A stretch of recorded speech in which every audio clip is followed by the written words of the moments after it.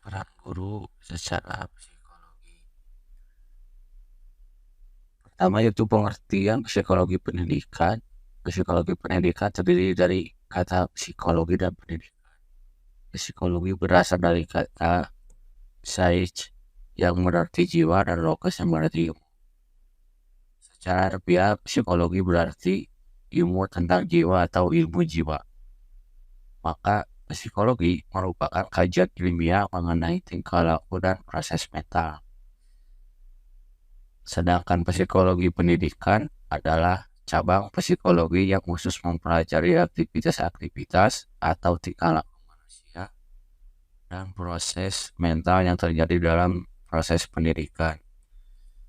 Sehingga dengan adanya ilmu psikologi pendidikan, maka akan membantu kegiatan belajar mengajar menjadi lancar dan sesuai dengan tujuan.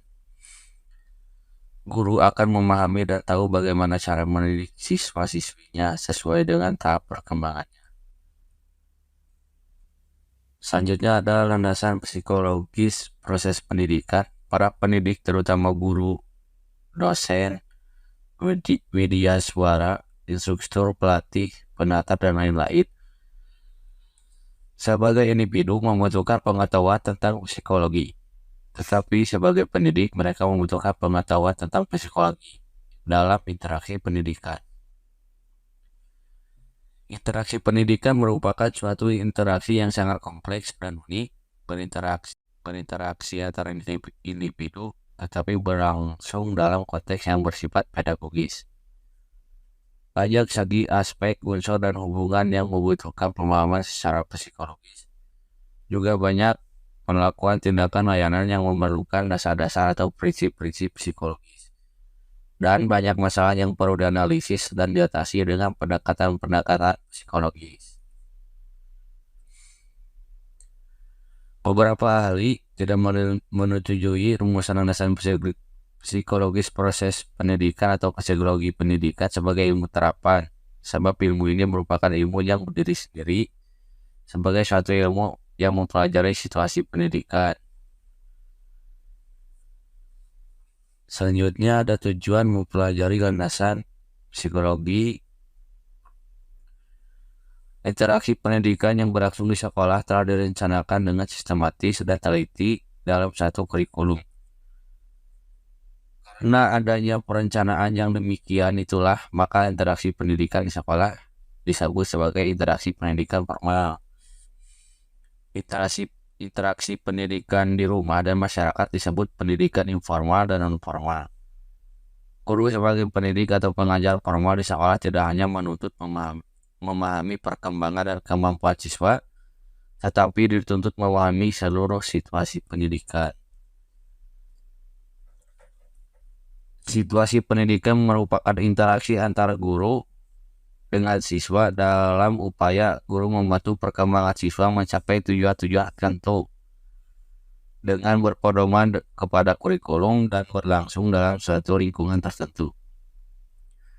Jadi ada beberapa komponen yang terlibat secara langsung dalam situasi pendidikan, yaitu siswa, guru, kurikulum, lingkungan pendidikan, serta sarana prasarana pendidikan yang ada di lingkungan tersebut. Di samping komponen lain, tidak terlibat secara langsung seperti lingkungan keluarga dan masyarakat. Guru dituntut dapat memahami semua komponen tersebut serta memahami hubungan fungsional di antara komponen-komponen tersebut. Ada dua tujuan utama dari studi tentang landasan psikologis proses pendidikan. Pertama, agar para guru, para pendidik atau calon pendidik mempunyai pemahaman yang lebih baik tentang situasi pendidikan. Kedua, menyiapkan dan melaksanakan pengajaran dan bimbingan terhadap siswa peserta didik dengan lebih baik. Dengan kedua bekal tersebut, diharapkan guru pendidik dapat membantu siswa peserta didik dalam mencapai perkembangannya yang setinggi-tingginya sesuai dengan potensi yang dimilikinya. Selanjutnya, ada peran guru secara psikologis. Pertama, ahli psikologi pendidikan yaitu petugas psikologi dalam pendidikan yang melaksanakan tugasnya atas dasar prinsip-prinsip psikologi. Kedua, seniman dalam hubungan antar manusia yaitu orang yang mampu membuat hubungan antara manusia untuk tujuan tertentu dengan menggunakan teknik tertentu, khususnya dalam kegiatan pendidikan. Ketiga, pembentuk kelompok sebagai jalan atau alat dalam pendidikan. Yang keempat, katalis agen, yaitu orang yang mempunyai pengaruh dalam menimbulkan pembaharuan. Sering pula peranannya disebut sebagai inovator. Yang kelima, ada petugas kesehatan mental yang bertanggung jawab terhadap pembinaan kesehatan mental, khususnya kesehatan mental siswa. Secara khusus, Abimanyu dan Zainal Hakim menyimpulkan bahwa psikologi telah memberikan jalan untuk mendapatkan pemecahan atas masalah-masalah kependidikan, di antaranya yang pertama, perubahan yang terjadi pada anak didik selama dalam proses pendidikan. Yang kedua, pengaruh bawaan dan lingkungan atas hasil belajar. Yang ketiga, teori dan proses belajar. Keempat, hubungan antara teknik mengajar dan hasil belajar. 5, perbandingan hasil pendidik formal dengan pendidik informal atas diri individu.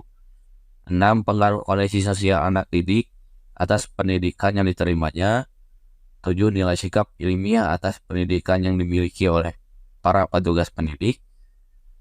8, pengaruh interaksi antar guru dan murid dan antara murid dengan guru.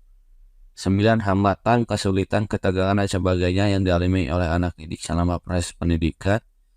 Dan yang terakhir, pengaruh perbedaan individu yang satu dengan yang lain dalam batas kemampuan belajar. Mungkin itu saja yang dapat saya sampaikan. Terima kasih atas perhatiannya. Assalamualaikum warahmatullahi wabarakatuh.